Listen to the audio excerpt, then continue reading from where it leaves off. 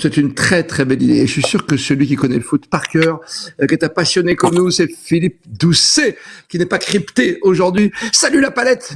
Merci d'être avec nous. Salut Elle est belle Christophe. cette Salut à revanche tous. quelque part. C'est une belle revanche sur le sort pour Thierry Henry, qui était critiqué sur ses qualités d'entraîneur, époque par exemple monégasque, tu vois ce que je veux dire, qui arrive avec un Lacazette qui n'a jamais été sélectionné par Deschamps ou par Domenech très très peu. Voilà, ce sont entre guillemets, c'est pas des revanchards, mais c'est beau de les voir essayer de porter leur Olympique autour du cou. Oui, c'est un joli défi. On avait des doutes un peu sur l'implication de Thierry Henry. Je n'avais pas trouvé qu'il était très très vindicatif auprès des clubs.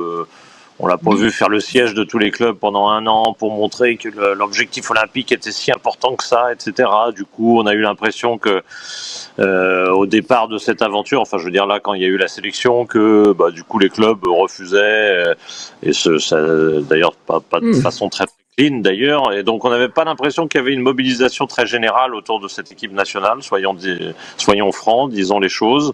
Même Lacazette paraissait un petit peu comme un pis-aller à cause de la campagne de com, disant que Mbappé et Griezmann feraient les JO, ce qui était complètement absurde et n'avait aucun sens. Bref, finalement, elle a démarré un peu dans l'anonymat, cette équipe. D'ailleurs, elle n'a pas fait un parcours génial au début.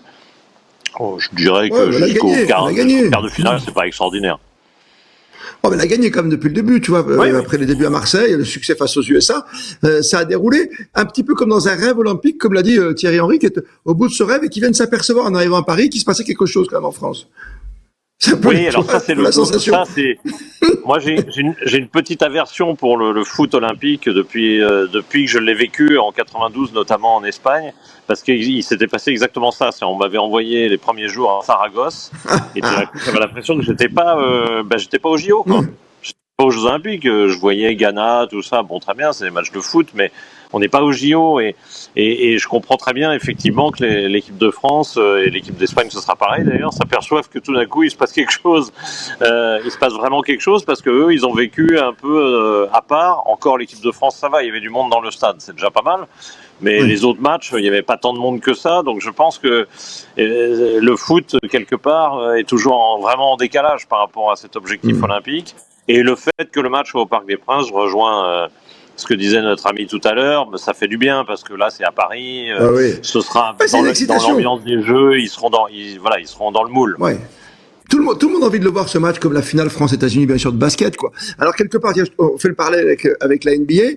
Non, ok, toute proportion gardée, mais tu vois, la NBA protège ses joueurs. À Mbappé, il va jouer ce week-end. Il aurait pu venir faire la finale, quoi, en dernière minute, comme une Clarisse Agbenigno en judo aussi. On aurait pu additionner ses talents. T'as Griezmann qui est en vacances au Stade de France pendant une semaine. Ok, les clubs ne veulent pas qu'il se blesse. Ce sont des valeurs marchandes. C'est tout le problème de l'olympisme avec les pros, les amateurs et les pros, Philippe.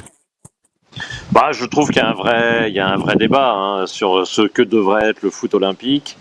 Alors j'en discutais hier, j'ai eu la chance de voir Richard Pond et quelques pontes justement du CIO lors d'une conférence, et je discutais de ça avec eux en disant mais qu'est-ce que le CIO veut faire du foot, parce que franchement c'est la seule épreuve qui est vraiment dévaluée de façon très forte, quoi. Bon, on pourrait dire que la boxe, c'est un peu le cas aussi par rapport aux meilleurs pros, bien sûr, il y a un gros décalage, mais la plupart des sports, malgré tout, ce sont les meilleurs qui sont là, sauf le foot, qui se distingue. Alors, on sait très bien pourquoi, parce que la FIFA ne veut absolument pas de concurrent à sa Coupe du Monde, et ça, on peut le comprendre. Mais du coup, que fait le CIO ? Est-ce qu'ils acceptent d'avoir ce foot-là, ou est-ce que finalement, ils ne trouvent pas une idée du type futsal qui ressemblerait à ce que finalement, au rugby à 7, au basket 3-3, pourquoi pas ? Oui, tu as raison, il faut penser à ça, comme le basket 3-3 qui apporte un petit plus, évidemment, un peu plus sport de rue aussi, comme les sports qui arrivent, comme le skate et le breaking. On va se régaler, c'est une finale qu'on attend avec les anciens, ça va plaisir de les revoir au Parc des Princes, en tout cas. Toute cette bande de l'époque, Monsieur XURF, Jean-Philippe Rohr, Philippe Janol, toute cette époque-là, ça nous a fait rêver, mon Philippe Doucet. Et là, ce soir, on va voir des gens, mais tu as raison, quand on va voir Lacazette avec son brassard, et on va espérer des buts de Mateta, et on a découvert un joueur extraordinaire, quand même. Michael Olysée, c'est quelque chose, hein. Ah oui, moi je ne l'ai pas découvert parce que suivant la première ligue, je savais très bien qui il était, mais c'est un joueur formidable, vraiment formidable. C'est une belle acquisition entre guillemets, parce que lui, je crois qu'il pouvait jouer pour 3 ou 4 équipes nationales. Je crois Mais qu'il c'est ça. pouvait jouer pour l'Angleterre, bien évidemment, pour le Nigeria, et je me demande s'il pouvait pas jouer aussi pour le Maroc. Je me rappelle plus exactement, mais enfin bref, il avait le choix. Il avait le choix, il a choisi la France, tant mieux. La multiculture, monsieur. La multiculture. On va se régaler avec ce France-Espagne. Merci d'avoir pris du temps pour nous ce matin, Philippe Doucet. On te dit à très vite. Bon match ce soir. Ça va nous rappeler plein de souvenirs, évidemment, avec les Jeux de 80. Mais oui, une finale Merci au à toi. parc, c'est sympa.